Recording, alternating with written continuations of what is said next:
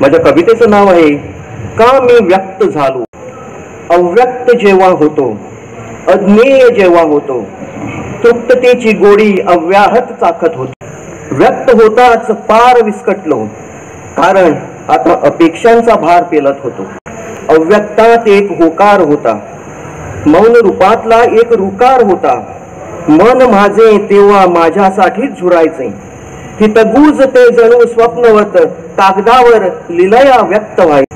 अव्यक्तात होता एक अनाहत नाद, अव्यक्तात होता एक अनाहत नाद, जणू रहस्यमय ते सुखही गवसले तेव्हा आत्मज्ञानासंगे अनावृत्त देवत्वाचा तो भासही. दिशा बदलली, दशा बदलली, दिशा बदलली, दशा बदलली, अव्यक्तातून व्यक्त झालो.